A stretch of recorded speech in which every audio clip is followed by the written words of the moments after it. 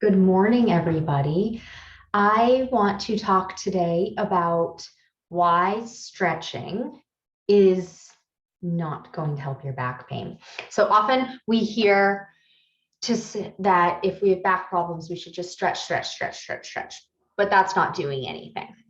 So why? What's the problem? Our back is tight. When something's tight, we stretch, right? Well, we have to first figure out why your back muscles are tight. Are they tight because you're not a flexible person, because you have tight muscles in general? That's the way you've always been. Are your muscles tight because you were in a cast for a month, 2 months, 3 months, and so you are literally stuck in a position? That usually doesn't happen for your back. That's more of like an ankle, an elbow, a knee kind of thing, but it's still an option. Unless those two situations have happened, it's unlikely that stretching is all you need to do. Your muscle is tight, so yes, you do need to stretch a little bit. You need to stretch some because things are tight, so you need to get things loosened up and get things going. But in order to really fix the problem, we have to figure out, why is this muscle, or why are these muscles tight to begin with? And something a lot of people don't know is a muscle can tighten up because it's actually too weak. What? Did you know that? Did you know that your muscle can tighten up because it's weak? I know it sounds really strange, but hear me out. And I give the example for the back because it's something that happens often with one specific muscle, really. Obviously it can happen in other muscles, but I see this one all of the time. So your muscle's job is to contract, right?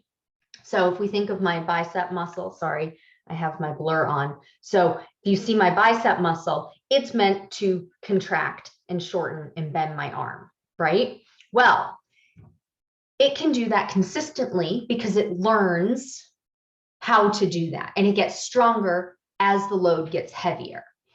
What happens if you go to pick up a suitcase, right? Here's a good example. What if you go and pick up a suitcase and you assume the suitcase is full, right? So we have one situation where you can assume the suitcase is full or the suitcase is empty. Your body is preemptively figuring out how much force and how much strength it needs to be able to lift that suitcase. If you go to lift that suitcase and your brain thinks it's heavy, it's going to send a signal to your muscle to say, hey, that's a really heavy bag. Prepare for it. Prepare to lift that heavy suitcase. And then you go to lift the suitcase, but it's actually empty, and you go flying back because you anticipated that this was going to be heavier than it was. So your body adjusted for that before you even lifted. The reverse can happen. You think something is light, you go to pick it up and it's really heavy. Your body now needs to adjust and lift that heavy item, and it can if you notice it soon enough. But what happens if your muscles actually aren't strong enough to lift that suitcase?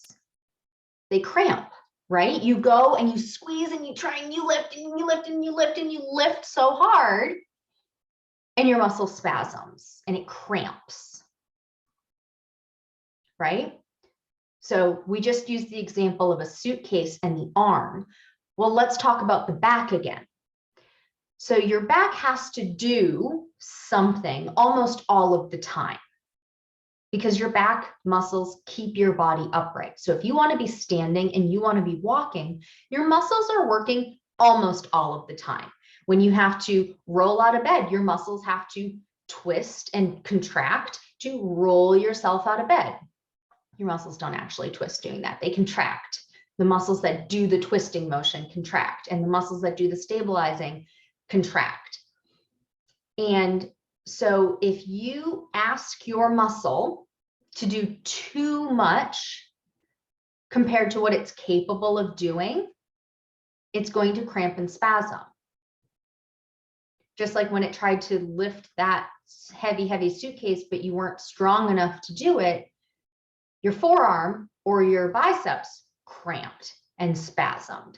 Same thing happens at your back, and it actually happens more often because you're using your back muscles almost all of the time.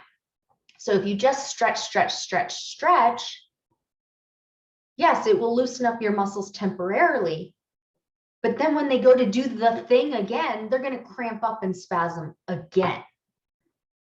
So you need to add strength training into the routine to make your muscles stronger so that when you go to ask your muscles to do the thing, they have enough force and they have enough strength to do it. So that's why stretching your back only is not going to get you back pain relief. It's not going to get it so that you can walk, so that you can stand.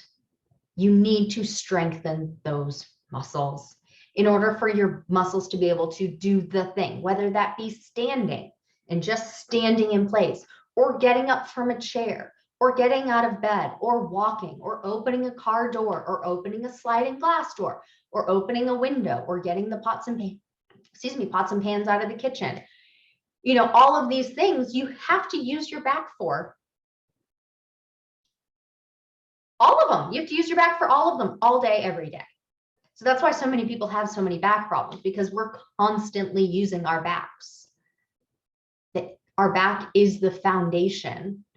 Our back muscles are literally our core, our foundation to be able to do whatever it is we want.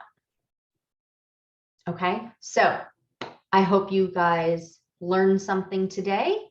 As always, ask me questions so that I have some things to answer. That's where this one came from. Somebody asked me if they should just stretch for their back pain.